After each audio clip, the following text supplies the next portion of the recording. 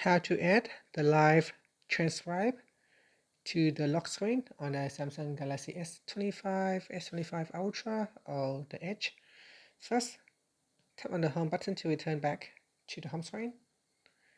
On the home screen, touch and hold on empty spot. Next, tap on wallpaper and style. Then tap on the left hand side panel. Next, we go down, tap on the left or the right shortcut. Then scroll down here and tap on live transcribe. After that, tap on done and then tap on the home button. Now press on the side button to go to the lock screen, and here you can quickly access live transcribe by swiping on the shortcut. And that's it. It is now ready for you to use. So to use it, just swipe on it.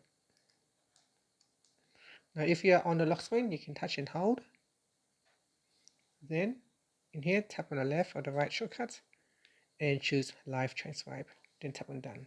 So you can also perform this action directly from the lock screen.